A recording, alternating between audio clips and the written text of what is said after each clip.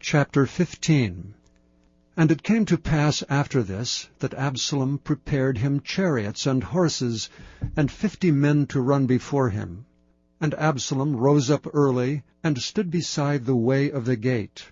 And it was so, that when any man that had a controversy came to the king for judgment, then Absalom called unto him, and said, Of what city art thou?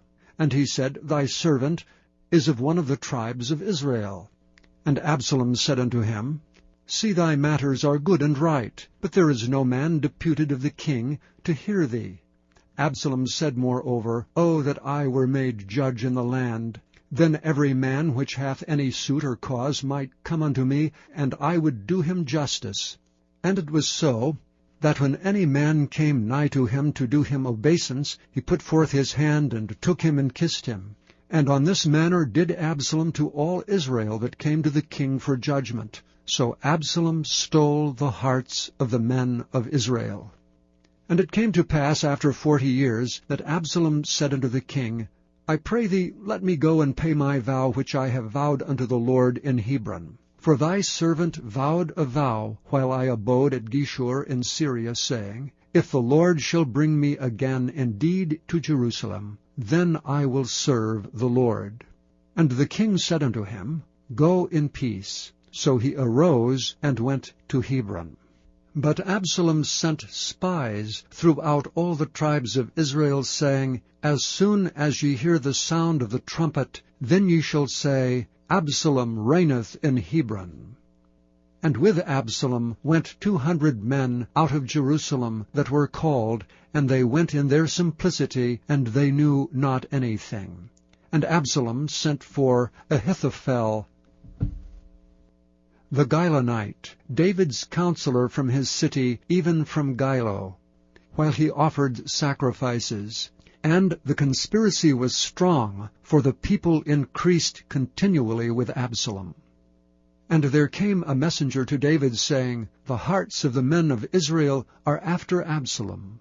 And David said unto all his servants that were with him at Jerusalem, Arise, and let us flee, for we shall not else escape from Absalom. Make speed to depart, lest he overtake us suddenly, and bring evil upon us, and smite the city with the edge of the sword.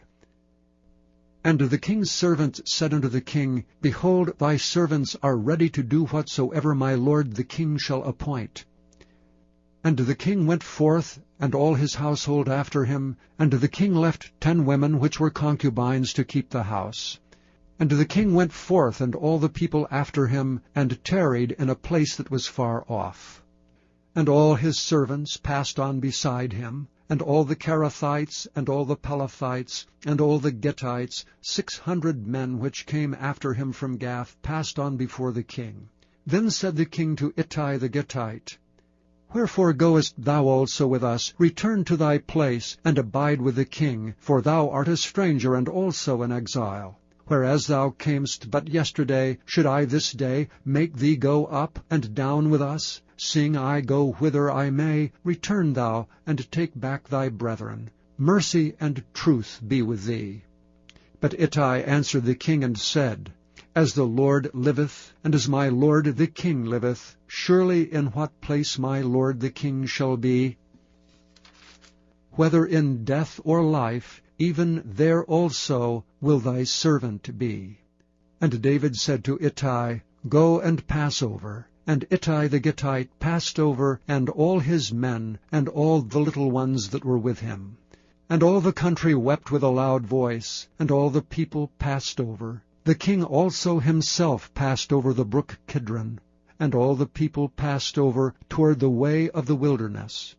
And lo, Zadok also and all the Levites were with him, bearing the ark of the covenant of God. And they set down the ark of God. And Abiathar went up, until all the people had done passing out of the city. And the king said unto Zadok, Carry back the ark of God into the city. If I shall find favor in the eyes of the Lord, he will bring me again, and show me both it and his habitation. But if he thus say, I have no delight in thee, behold, here am I, let him do to me as seemeth good unto him. The king said also unto Zadok the priest, Art not thou a seer? return into the city in peace, and your 2 sons with you. Ahimaaz thy son, and Jonathan the son of Abiathar. See, I will tarry in the plain of the wilderness until there come word from you to certify me. Zadok therefore and Abiathar carried the ark of God again to Jerusalem, and they tarried there. And David went up by the ascent of Mount Olivet, and wept as he went up, and had his head covered, and he went barefoot, and all the people that was with him covered every man his head, and they went up weeping as they went up. And one told David, saying, Ahithophel is among the conspirators with Absalom. And David said, O Lord, I pray thee, turn the counsel of Ahithophel into foolishness. And it came to pass that when David was come to the top of the mount, where he worshipped God, behold, Hushai the Archite came to meet him, with his coat rent, and earth upon his head, unto whom David said, If thou passest on with me, then thou shalt be a burden unto me. But if thou return to the city, and say unto Absalom, I will be thy servant, O king, as I have been thy father's servant hitherto, so will I now also be thy servant, then mayest thou for me defeat the counsel of Ahithophel. And hast thou not there with thee Zadok and Abiathar the priests? Therefore it shall be, that what thing soever thou shalt hear out of the king's house, thou shalt tell it to Zadok and Abiathar the priests.